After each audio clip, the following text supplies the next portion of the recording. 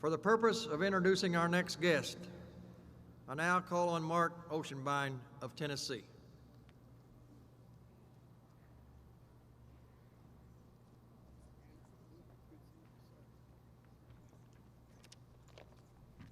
Thanks, Commander. Before I introduce our next speaker, I would like to give a quick shout out to the Department of Tennessee, who was #1 in membership. There you go.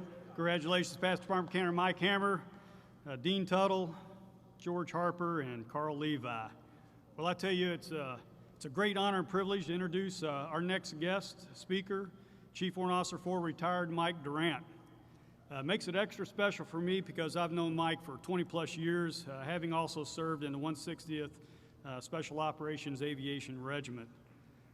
Mike entered the United States Army in August of '79, and later in his career he entered into the Warrant Officer course, followed by flight school at Fort Rucker, Alabama. After several assignments, Mike was selected to join the coveted 160th Aviation Group Airborne, which is now known as the 160th Special Operations Aviation Regiment Airborne.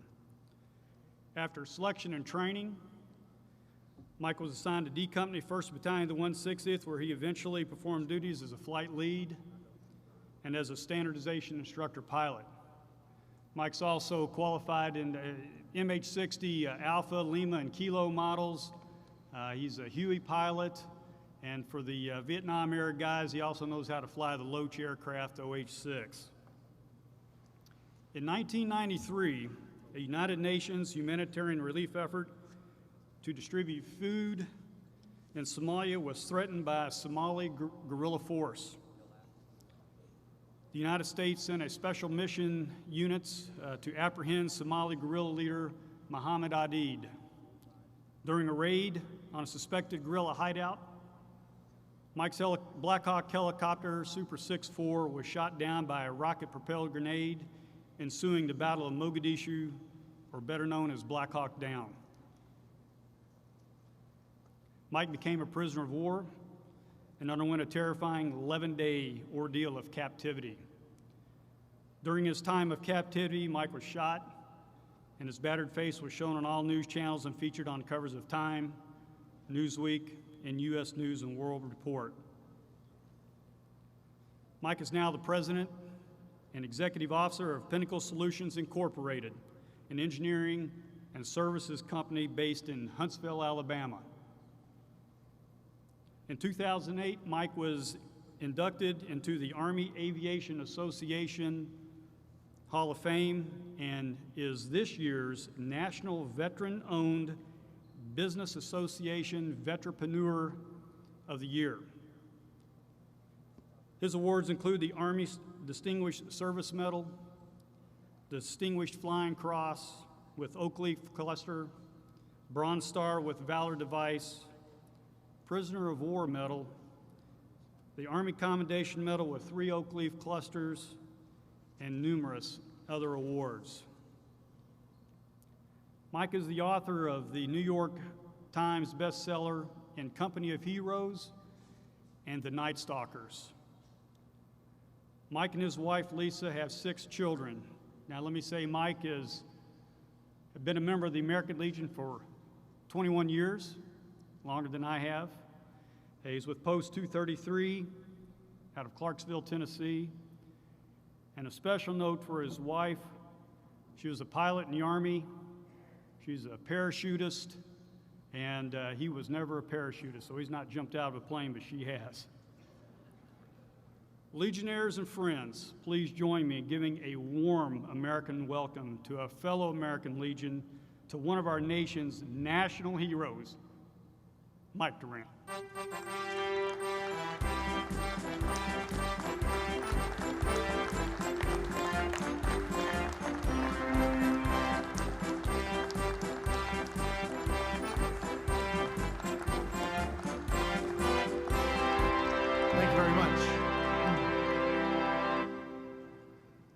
I really appreciate Mark pointing out the fact that I didn't go to airborne school and my wife did. That's a great intro in front of a bunch of vets.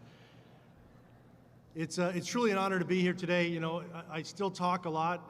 It's hard to believe, but the 20th anniversary of Somalia is approaching this October.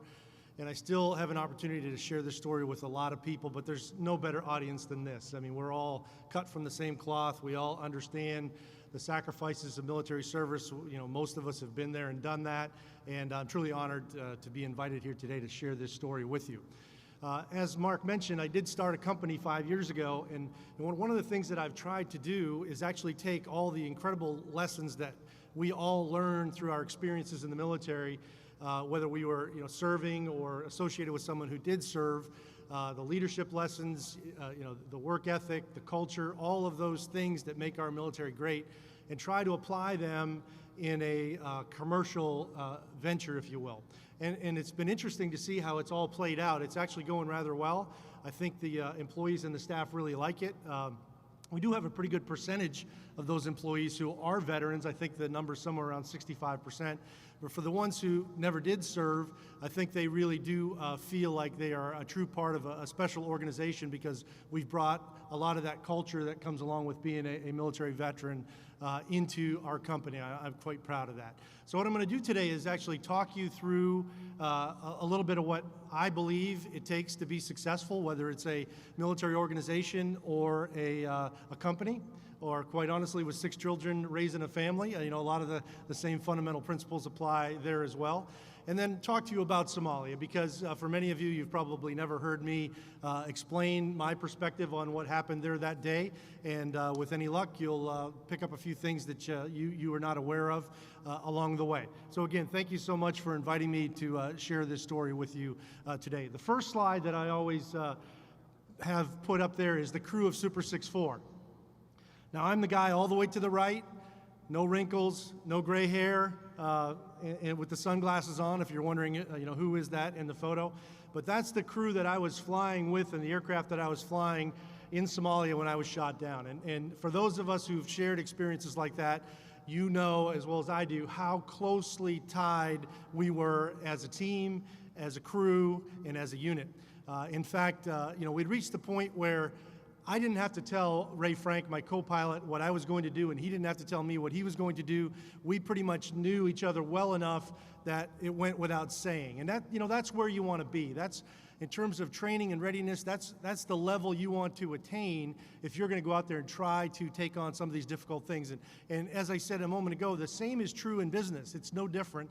If you're operating as well as you can, you're operating as a single entity, not a bunch of individuals trying to do their own thing. You're operating collectively in support of a single mission that everyone truly understands. So it is absolutely effective. There's no question about it. And when you think about Somalia, most people, as soon as the word Somalia comes out, you probably think of maybe a mission in an overall strategic initiative that didn't quite go the way we wanted it to, and I could not argue that point. It's absolutely true. So you've got to then wonder, well, what went wrong and how did we end up in that situation?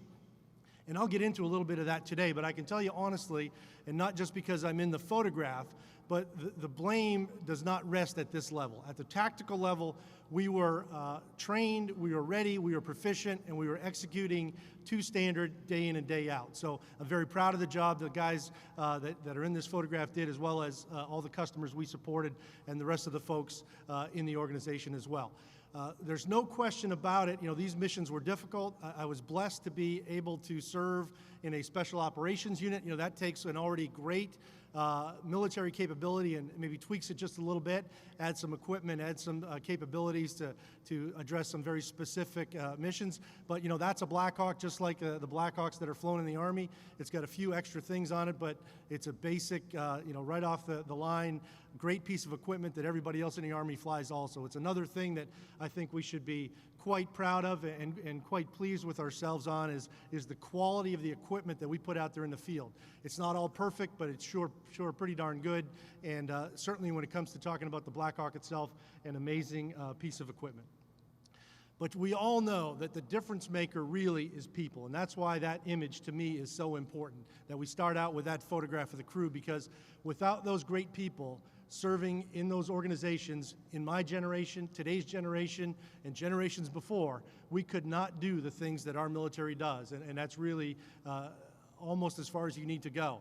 If you've got those great people, you can make very difficult things seem almost easy. But it really does take a little bit more than great people, and we can't take that for granted. And I want to touch a little bit on what I think it takes for mission success. Again, whether you're coaching a football team, whether you're trying to run a business, or you're trying to take on a difficult military operation.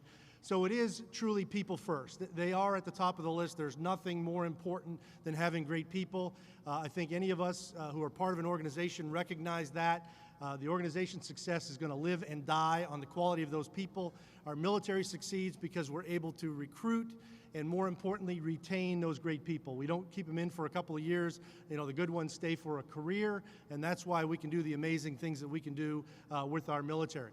I put leadership second, and most people would put it at the top of the list, but I put it second, and it's there for a couple of reasons. Number one, I don't think it is the most important thing. I do think it is secondary to the people in the organization. And the second reason I have it at that position on the chart is that great leaders, in my mind, are those servant leaders, the people that I worked for that recognized it wasn't about them, it was about the unit, it was about the mission, and it was about taking care of their people. Those were the people that I wanted to go to war for. Those were the people that I would have made sacrifices for, and to me, those make the greatest leaders. And I have a lot of respect for those true servant leaders, and it's a reason why it's number 2 on the list.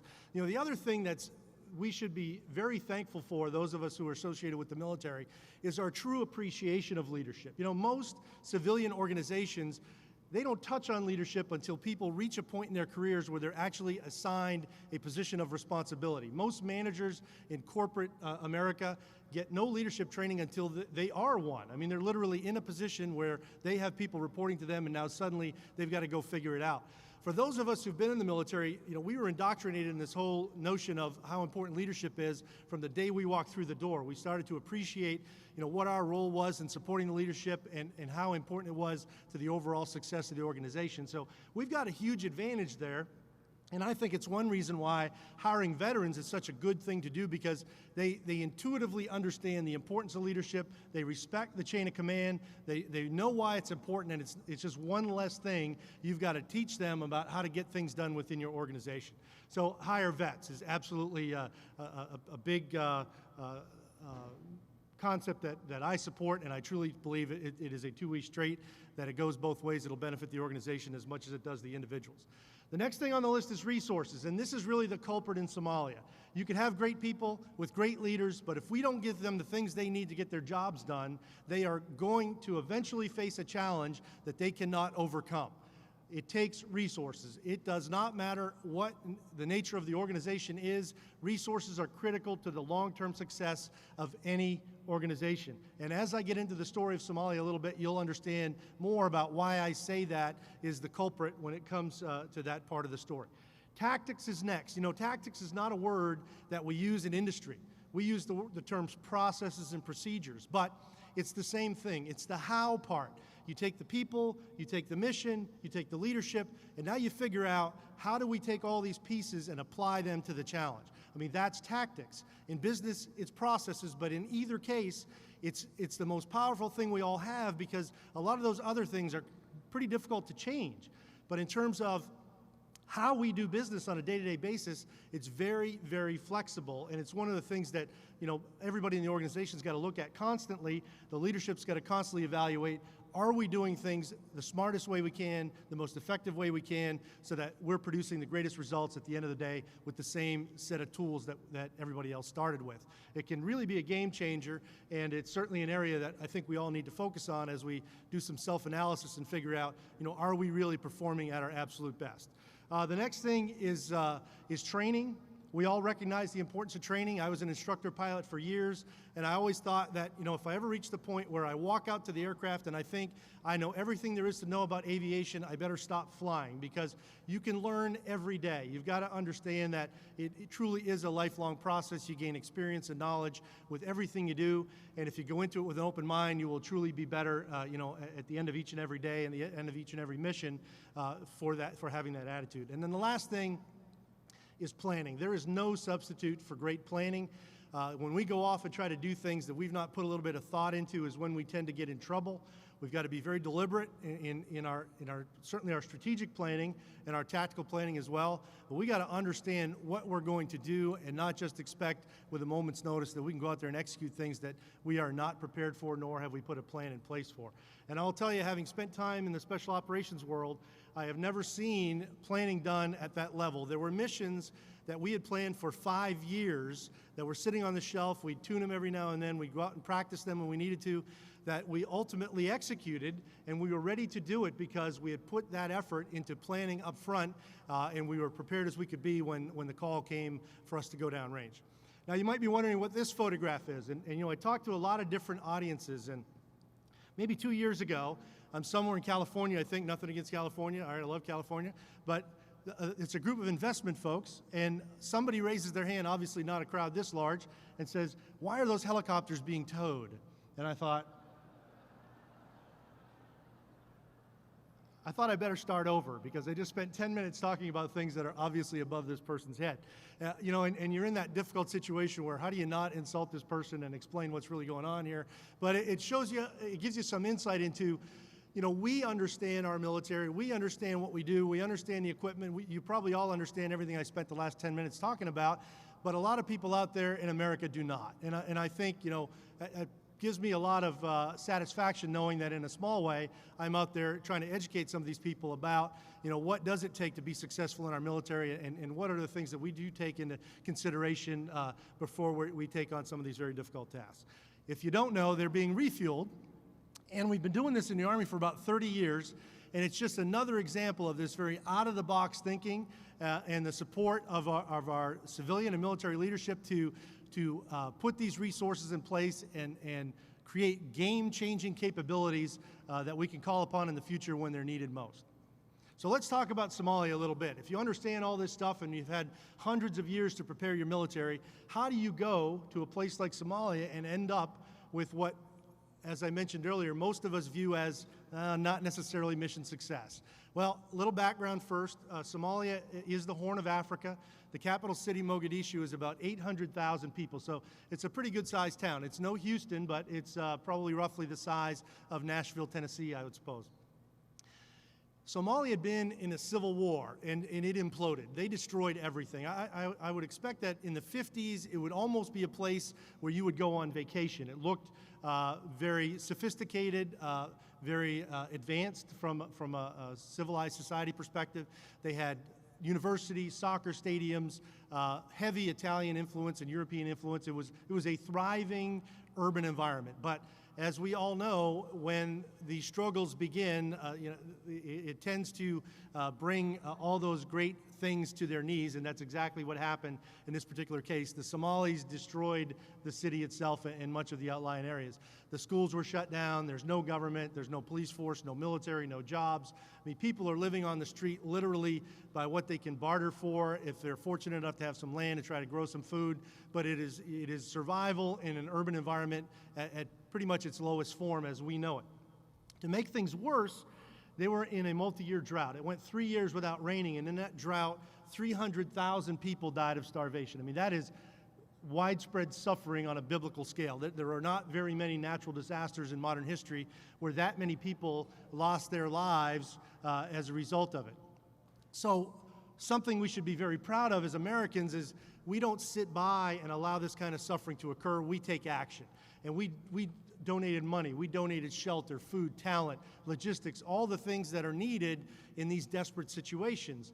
Unfortunately, because of the Civil War, none of this goodwill makes a difference. All of the food is having to be protected in caches in the city. We can't get the distribution points opened up so they can get out to the people who need it, so the starvation continues. And in December of 1992, it reached a point where our civilian leadership here in the United States recognized we've got to take some more decisive action here, and they employed our military. And for those of you, this one scene may ring a bell. This is the occupation, if you will, where our troops are coming ashore, primarily Marines on the initial entry. They're coming through the surf, And as they approach the beach, it's a nighttime amphibious assault, and waiting for them on the shore is the world's media. Most people remember that scene. It was a pretty unique situation. Fortunately, it was a benign environment, meaning not a lot of resistance from the Somalis. So our troops were able to roll in and occupy the city pretty much unencumbered. Very fortunate, really, in terms of, certainly for the media, had they been caught in the crossfire, and for both sides, knowing that the mission was accomplished with the minimal use of force. So the mission is an absolute success. Unfortunately, we decided back here in the States that after about 6 months, that success needed to be built upon. So we changed the scope of the mission. And that is where we, again, start to get in trouble. We make these left turns in terms of what we're trying to accomplish, and we don't go back and do that deliberate planning I spoke of earlier to truly get our arms around what is it going to take to go off and do what it is we think we need to do at these various places in the world. And the leadership decided that we were going to get into nation building. And we all know, certainly after 10 plus years in Iraq and Afghanistan, the challenges involved in those type of initiatives. It's culture changing, and cultures don't change in days. They don't change in weeks. They don't change in months. I think most people would agree they oftentimes takes generations for cultures to truly change. So when we get in the business of nation building, we ought to go in with our eyes wide open, because it is not a very easy thing to do.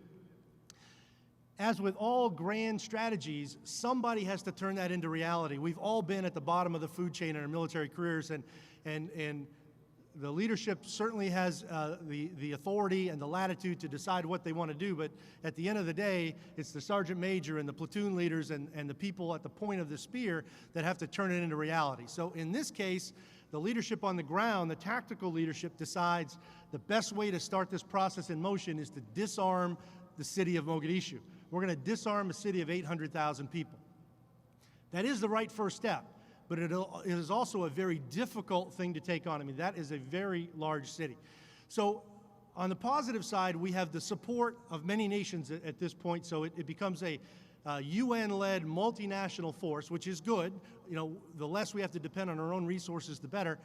However, in a situation like Somalia, where it is literally a street fight, it's very difficult to utilize forces from different nations who don't use the same equipment, don't use the same tactics, don't speak the same language.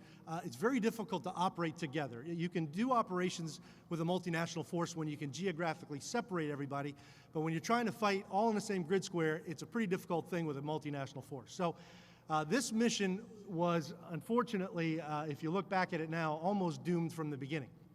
In June of 1993, about 6 months after our initial occupation, there are 24 Pakistani peacekeepers out there supporting this initiative, and they're literally knocking on doors demanding that the Somalis give up their weapons. Well, as you all know, people are people, and you will encounter people who will cooperate, you'll encounter people who you can influence into cooperating, and then you're going to encounter some people who just won't cooperate. And on this particular day, they encountered the third group, and they're ambushed and slaughtered in the street. And as those of you who have served in combat know, the people that we tend to fight don't care about the rules. They understand the Geneva Convention is out there, but most of them don't subscribe to it, they don't respect it, and they don't comply with it for sure. And that is absolutely true of the Somalis. They did not care about what's right or wrong, they cared about winning. So they slaughter all 24 of these Pakistanis. They don't take any prisoners, and it's intended to strike fear into the hearts of their adversaries. And in many cases it does. For those of us who are trained and disciplined in the U.S. military, it tends to not have such a dramatic effect, but it certainly does on worldwide opinion. So the UN, in response to this atrocious act, decides they're going to find who's responsible and bring him to justice. And this fellow, Mohammed Farah Aidid, is felt to be probably behind it. And he, if you want to give him maybe more credit than he's due, could be described as the Osama bin Laden of Somalia. He is in charge of the largest clan. He's the most anti-American leader in the country, and he in all likelihood is behind this massacre. So the hunt for Mohammed Farah Aidid begins, and when these events transpire, what happens back here in the States within our military and certainly within our special operations community is we start to look at these situations and start to put together those contingency plans so that in the event we do get called, we're as prepared as we can be when we get the order.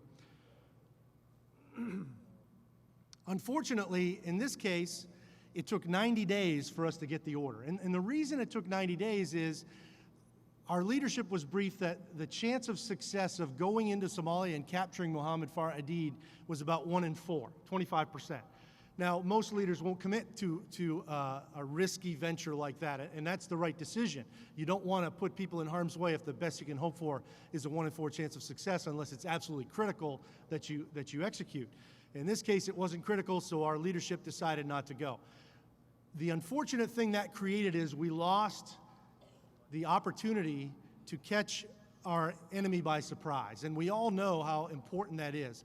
If we can catch our enemy unaware and make them believe we're not going to do what we do, we've got a much greater chance of success. It's a very decreased probability of success when they have opportunity to prepare. So Aidid has 90 days to prepare, and you don't have to be a genius at avoiding capture to do a few simple things, which is what he did. He went underground. He had doubles. He never slept twice in the same place. He would only let a couple of people know where he really was. A lot of people thought they knew where he was, but in fact, he was fooling them just like he was everyone else. So it makes a guy who is fairly easy to track down and capture at the outset very, very difficult to track down and capture later on. Sound familiar? I mean, same thing happened, you could argue, with Osama bin Laden. When he was less concerned about us going after him, he tended to expose himself a little bit more. When he realized that the manhunt was on, he put all those protective measures into place, and once that's done, it's very difficult. It's still possible, as we proved, but it's very difficult. It takes a lot longer to be successful. The other thing that we really failed at here in terms of strategic handling of this situation is our leadership decided that we'd been there long enough and wanted to start withdrawing the force. So we went from a high of 28,000 U.S. troops to less than 1,500. Now, 1,500 people is not a very large force to try to do all the things that this task force had assigned to it. And when I say 1,500, I'm talking about everybody. I'm talking about the support people, the leadership. The entire military presence by the United States of America was a total force of 1,500. They also withdrew the AC-130s, and they took out all the tanks, the armored personnel carriers, the things you want to be in if you're going to travel in a city where there's a threat present. It really, unfortunately, took away a large part of our probability of success. And then the final thing that the delay created was the longer we stay somewhere, the more our enemy has an opportunity to prepare themselves and to adapt to our tactics and adapt to the changes that are occurring on the battlefield. So we've got to seize that initiative. We've got to be decisive. We've got to do those things early on in the process when the time is right so that we can take advantage of that element of surprise that we certainly lost here. We finally did deploy toward the end of August, and we launched a number of missions very successfully over about the next 6 weeks, and they would all be on this graphic of the city if I were to show them all to you, but there's not much point in that. A couple of things that are key here, though, is we're living on the airfield on the lower left part of that image, and we don't want to be there because living on that airfield does two things to us. Number one, it exposes us to the threat, and we all know how important force protection is. If I'm living from here to the back of this hall, away from the enemy, it's very difficult to protect me from that threat. And that is, in fact, what we were doing. We were that close to enemy territory. So it was very easy for them to watch us. It was very easy for them to drop mortars on our heads. In fact, the 18th member of Task Force Ranger who's killed on October 4th is killed by a mortar because we're that close to enemy territory. The other thing that's not quite so easy to see if you're not really in tune with tactical operations is by putting us right there, we completely lose the element of surprise. If we try to spin up 20 plus helicopters and go into the city for an assault mission, the enemy's going to get a good 10 to 15 minutes notice that we're coming because they're watching the airfield. We wanted to be out on a ship. We wanted to be out in the Indian Ocean, which is right there off the coast. Had we done that, we would have force protection for sure, and we would have retained that element of surprise. We would no longer have been giving the enemy 10 minutes notice that we were coming. As soon as they realized what was happening, we would have been on them. So the decision to put us there at that airfield further crippled our commander's ability to execute this mission successfully. If you're familiar with the story, and most, I think, who are associated with the military are, and if you've read Mark Bowden's book, Black Hawk Down, you know all about the withdrawal from the target the following day and the movement through the city and how all that transpired. If you can see it, all the way to the upper right of that image is a place called the Pakistani Stadium. That's where those Americans, soldiers, are actually extracted the following day after that 18-hour battle is over. And then you can see a couple of black squares there near the middle of that image. That's the target area. It's also where 2 of our Blackhawks are shot down, one of those being mine. What most people don't know, though, is that 5 Blackhawks are shot down total, to give you some insight into the amount of fire that the enemy decided to place on us this particular day. The reason our 2 get all the attention is we end up in enemy territory, whereas the other 3 are able to make it back to the airfield. But leading up to that mission, we had tremendous success, and it's one of the things that I've been most impressed about with regard to our operations in Iraq and Afghanistan, is that we've been doing this for a long time, yet our troops in the field have not reached the point where they're complacent, from what I can tell, whatsoever. And they owe a great deal of our respect for that, because when you've been doing something for that long and doing it as well as they have, it's easy to start to let your guard down. And that's when things that otherwise might not be detrimental to your unit start to occur because you aren't paying as much attention as you might have been at one time. But during that 6-week period, we had 3-day missions, 3-night missions, very little resistance on the part of the enemy. Although they knew we were coming, they really didn't know what we were going to do once we got to the target, so we were still able to keep them on their heels a little bit over those initial missions, and we had great success and a lot to show for it. In a couple of cases, we had bad intelligence, but intelligence on the battlefield, even today with all the technology we have, is very, very difficult. It is never perfect, and we've got to recognize that going in on these missions, that what we think is present or capable on the battlefield is probably not exactly what we think, and we have to understand that when we build our plans and be able to adapt to those changes on the fly. During that 6-mission period, we captured, I think, 26 individuals, including the number 2 guy on the list, a guy named Osman Otto, that the UN wanted apprehended almost as bad as Mohammed Farah Aidid himself. We didn't lose any aircraft, and we didn't lose any soldiers. And to me, that was an amazing success rate considering what we were up to. Toward the end of September, the situation started to change, and the enemy became even more aggressive, and they started to shoot these rocket-propelled grenades at the aircraft. And they'd been around for a while. We knew what they were. They're a 1950s vintage weapon. To us, they're probably throwaway, but to a force like this, they're precious. They're very important to them. It's probably one of the most capable weapons that they have. So initially, they are not utilizing these things against us. But once they realize how we're operating in the target area, they start to bring these RPGs out and shoot them at us. If you're not familiar with what it is, it's exactly what it's called. It's a grenade on the end of a rocket. It doesn't have a guidance system. It's rudimentary, but against a helicopter, if you're up close, certainly against an unarmored vehicle, it is a very effective weapon. And if you see in the image there, a helicopter in the target area hovering over a building is actually much more vulnerable than a ground vehicle, because we have little to no armor. There are a lot of vulnerable points on that aircraft, and the Somalis recognize that, and they start to shoot them at us.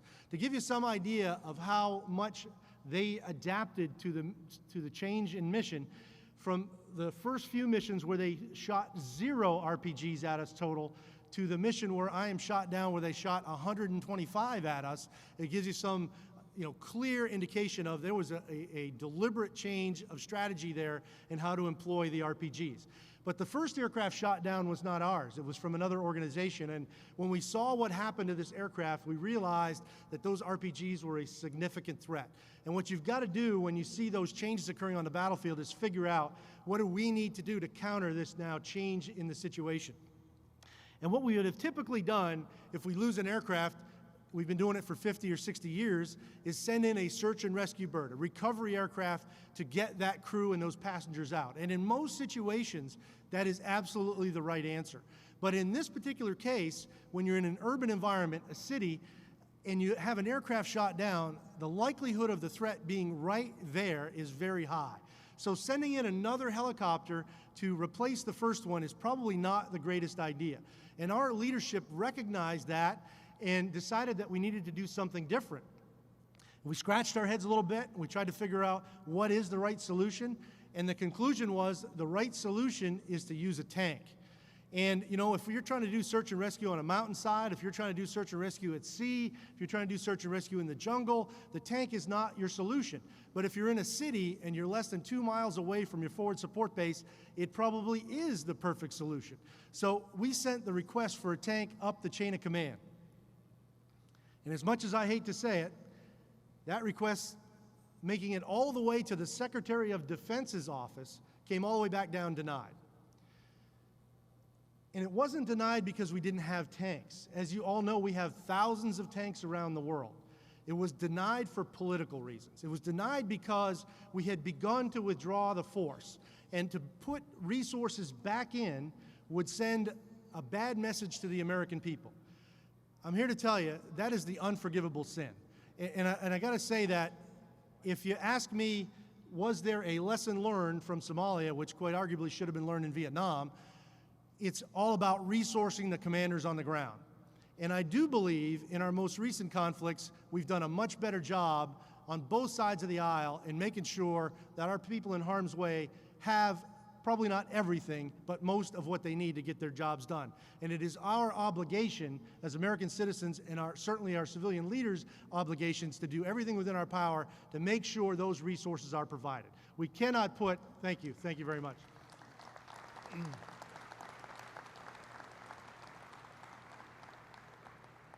We cannot put people in harm's way and then not have the wherewithal and the political will to resource them appropriately so they can get the job done. So not only was it the tanks that were not provided, but the aircraft carrier was not provided. And for those of you in the Air Force out there, this lovely machine, the AC-130 gunship that we had wanted desperately, it had been in Somalia previously, was denied as well. So the lesson learned from my perspective on Somalia is this: the commander in the field is always right, and the rear echelon is always wrong unless proven otherwise.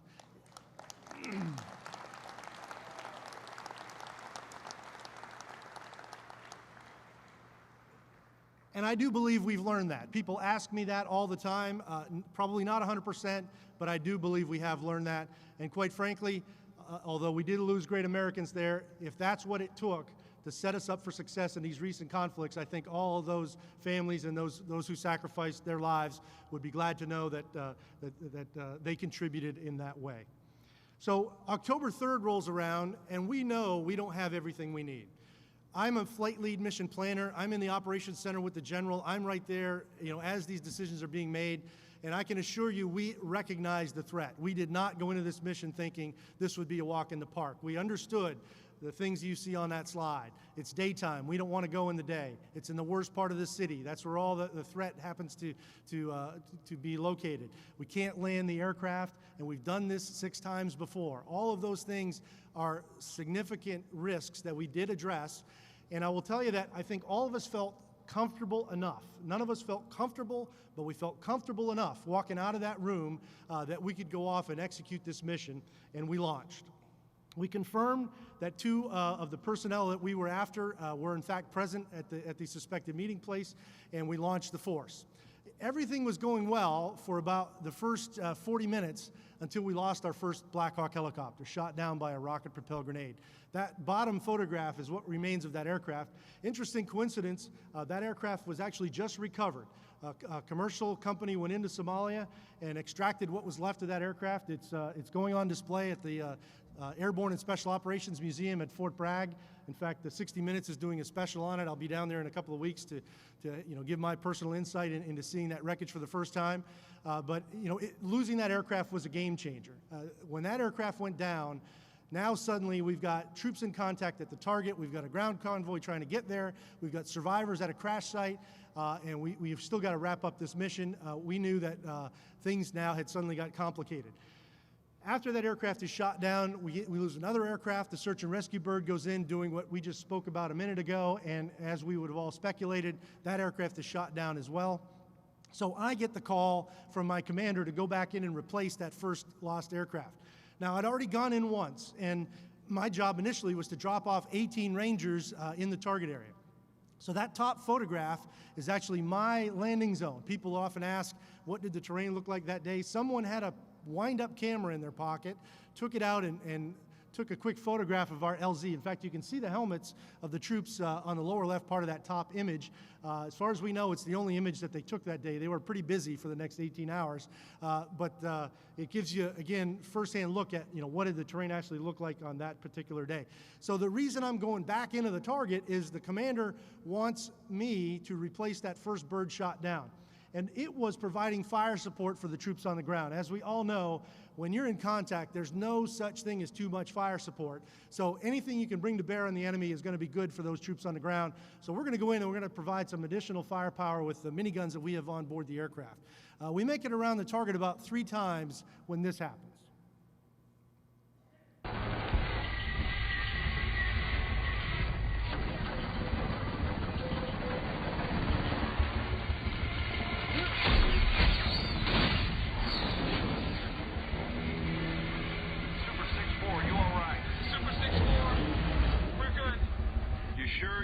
You got clipped pretty good.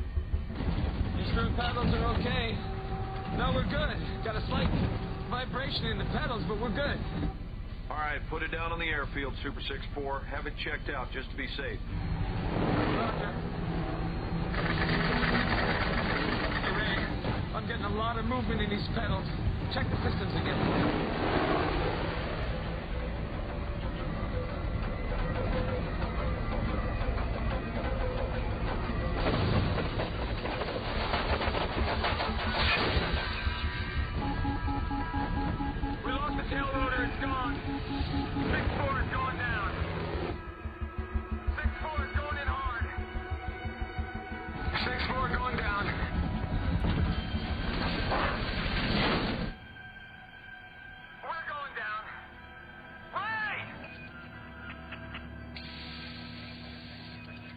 Get Strookers, call them back out there. They need to get to Durant's crash site fast. I want them out of here. All of them. So for those of you who have seen the movie, that is a clip from Black Hawk Down. The second most popular question is how accurate was the movie, and I tell people it's accurate enough. I mean, Hollywood is never going to create a feature film that is really focused on accuracy. I mean, it's not a criticism of them. They make it to make money, but in general, they did a pretty good job of telling the overall story. So in the end, I think most of us are pretty happy with the way it turned out. This image here is actually the real crash site, and you can see what's left of the aircraft. Now, again, I mentioned how amazing that Black Hawk helicopter is. What happened to us is we were hit by a rocket-propelled grenade in the tail. And in a single-rotor helicopter, when you lose the tail, at low airspeed, low altitude, it's about as worse a situation as you can be in, because the tail is designed to counteract the torque of the engines and transmission of the aircraft, and you end up in a flat spin. And that's, in fact, what happened. The spin was so violent, it really amazed me, quite honestly. I was flying the aircraft, but I would probably more accurately describe it as riding the aircraft at that point, because it is so, the spin is so violent that all you can see is brown earth below and blue sky above, just the horizon line. And all I was doing is trying to keep the aircraft from flipping upside down. Now, the way you stop that spin is to shut the engines off. And you don't have to be a pilot to know shutting the engines off is not a great thing to have to deal with either. But it at least stops the spin, and then you can hopefully get the aircraft under control and on the ground. We were still spinning and falling and in semi-controlled state when we hit the ground, but we hit on the wheels, and that's what I was trying to focus on, and it's the only reason I'm here today. All the great technology in that aircraft absorbed the impact. Although the impact was still severe, I broke my femur on the edge of the seat and crushed vertebrae in my spine, was knocked out unconscious. My co-pilot, Ray Frank, similar injuries.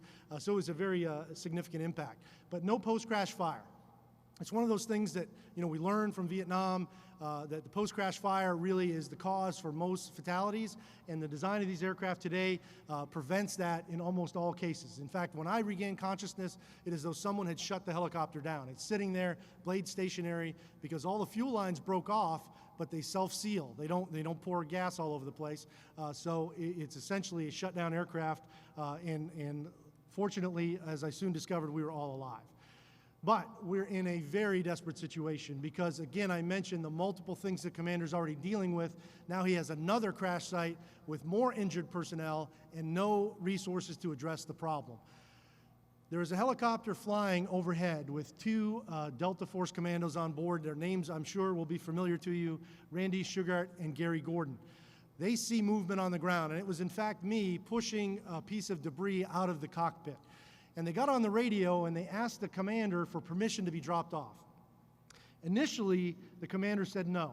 He knew he had limited resources, and he did not want to send Randy and Gary in there thinking that there was nothing that two soldiers could do to save us. But they were persistent, and as the story goes, on the third request, spoke directly to him on the radio and said, look, if you don't let us in there, these guys are going to get overrun. We've got to be in there now. And he finally agreed that they understood the risks, and he gave them permission to go in. So they made their way up alongside the aircraft. The first time I saw them, they were standing right next to me. I didn't know them personally, but I did know them from this mission. And in my mind, it's over. There's a rescue force here. We're going to get loaded up. Everybody's going to make it out of here okay. It'll be over. What I didn't know is it would take 8 more hours for the next American to make it to our crash site, and we were on our own. So we fought for as long as we could. The firefight probably lasted 15 or 20 minutes. Randy and Gary lost their lives in the process, as did the rest of my crew. Somehow fortune was with me that day. I was on the opposite side of the aircraft from where the main attack occurred. I don't think the Somalis knew I was there. By the time they realized I was there, things had settled down a bit, and they recognized the fact that I was worth more to them as a live prisoner than I was as another American fatality. And they took me into captivity. Captivity, which should come as no surprise, is a very, very difficult and challenging thing for any American in any of our allies. We are victimized, quite frankly, by these people who are very angry. They're very anti-U.S. at this point, and they try to take it all out on us. They broke my cheekbone, my nose, my eye socket. They shot me the next day in captivity. They were threatening me all night, and then they asked me the following day if I'd make a video. Initially, I said no, because I really didn't want, obviously to be captured on film doing something I didn't want to do, but I also realized that if they show up with a camera, there's nothing I can do to stop them. So I decided that I would just do what I had learned in survival school. Remember that whole training thing I mentioned earlier? Well, survival school is one of those things you don't think you're ever going to use, but when you need it more than anything you ever knew in your life.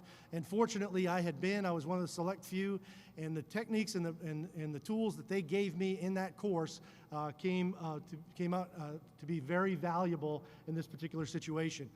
Here's what ends up airing on international television.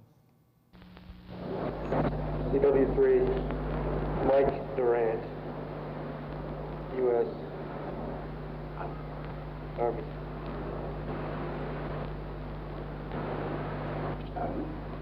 U.S. Army. I'm a Black Hawk pilot. Black Hawk pilot.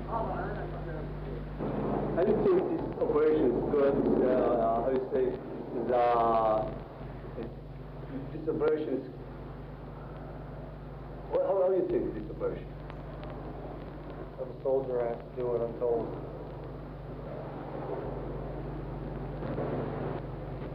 You don't kill the people easy.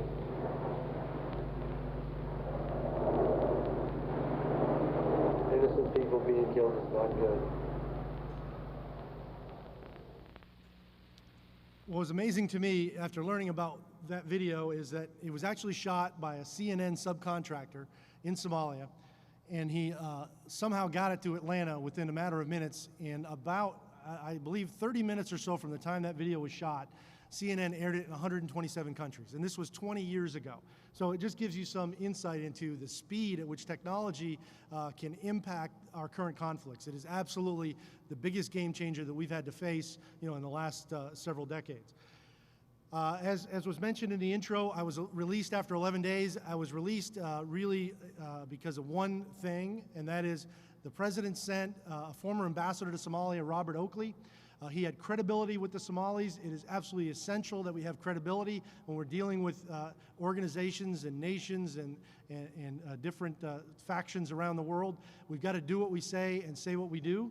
And this guy had credibility. And when he went in and met with them, he said, you have two choices. You can let him go within 48 hours or not.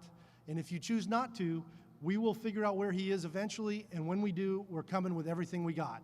And when Robert Oakley made that statement, the carrier battle group was back, the AC-130s were back, the tanks were back, all the things that we had asked for that were denied suddenly were brought back into theater because now we had a bonfire to put out instead of a small ember that we were trying to deal with.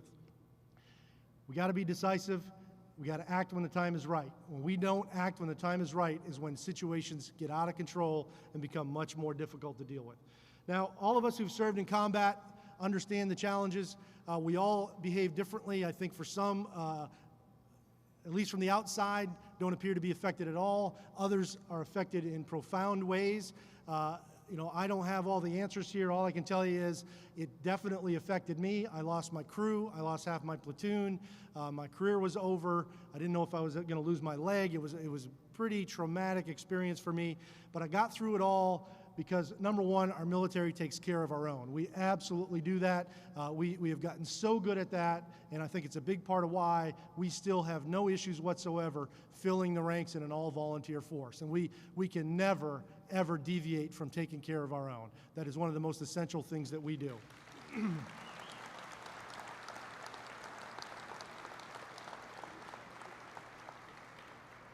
But the recovery is multifaceted, and I'm about to wrap up, but I want to tell you a couple quick stories here. I'm a believer in those four primary parts of an individual. Number one, it's physical. Obviously, you got physical injuries, you got to fix them. The amazing thing we have today, again, is the technology, the things that we can do to patch people up, prosthetic devices, whatever it takes, we can get it done, and it's just absolutely incredible what is out there and being provided for our soldiers, sailors, airmen, and Marines. The psychological piece I touched on earlier, not quite as straightforward. We're still, I think, challenged by that. I think a lot of it goes undetected. A lot of people separate from service and go off on their own. They're still affected. All I can say is, if we have an opportunity as an organization or as individuals to continue to help those who need that assistance, it is our duty as Americans to continue to provide that in as much as we can, because many of them need it and don't even know it, and we got to do what we can to make sure it's there for them when required. The professional piece, I've not talked to a wounded warrior who didn't say he or she wanted to go back to their unit. That ought to make us very proud. These people are beat up, they're injured, and they want to go back and serve with the people they served with before. It ought to make you swell with pride. It is one of the greatest things about our country. And the last thing is the spiritual journey.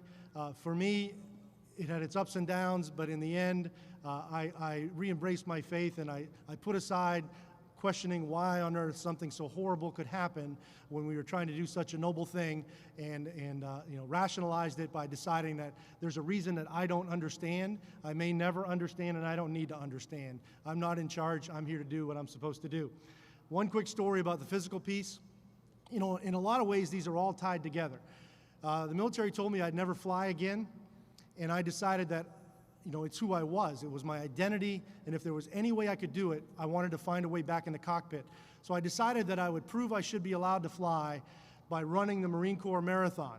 And I had a FEMA rod pulled out in January of 1995, and I decided I'm going to run this 26-mile race in October of 1995.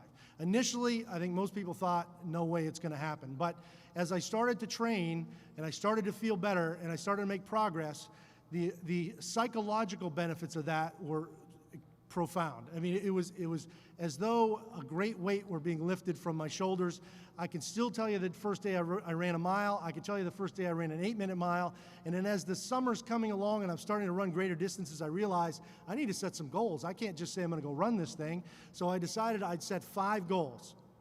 Goal number 1, finish. No matter what you take on in life, you have got to finish. If you don't finish, I hope you left it all out on the field, because there's no excuse for quitting. There's an excuse for changing direction, and there's an excuse for changing strategy, but there's no excuse for quitting. You've got to persevere. Goal number 2 is I had to beat Oprah Winfrey. Oprah Winfrey ran this race in '94, okay? So there is no way that I'm going back to my special operations unit and say that Oprah beat me in a race, all right?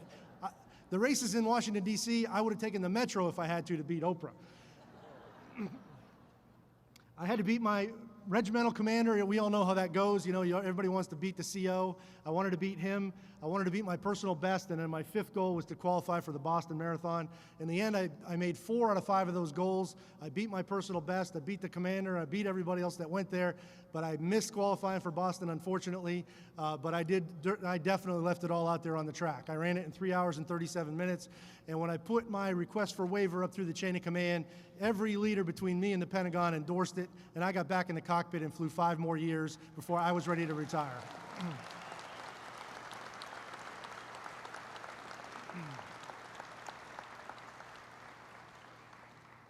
So in conclusion, it comes back to this.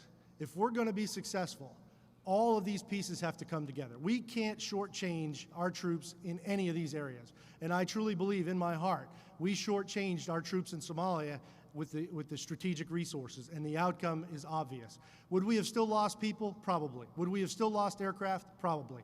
But we would not have lost the numbers that we did, and it would not have created a situation where the public was outraged and the civilian leadership decided to throw away everything that we had accomplished over that 12 and 15-month period.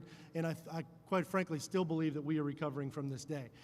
So if we're going to go forward and do these things, and I do have a kind of a lessons learned slide here, the politics, we got to separate it from the tactical operations. We got to somehow divide those two in half.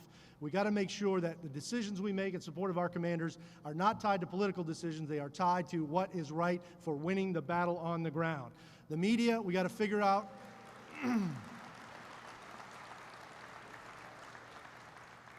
the media, we got to figure out how to deal with it because it really leads us around by the nose a lot. I'm not criticizing the media. They have a job to do, but whatever they report on is pretty much whatever we're going to do. Trust me, if there was no reporting on weapons of mass destruction in Syria today, we wouldn't even be thinking about going there. But it's in the news, and somebody's got to do something about it. So I don't know how you handle it. All I can tell you is it really drives a lot of the decisions that we make on a daily basis. And then the last thing, which I spoke to in the marathon, we got to overcome adversity no matter what comes our way. We can't quit. We got to press on, change course, jump over it, go under it, whatever it takes, but by no means ever give up. Thank you so much for inviting me here today.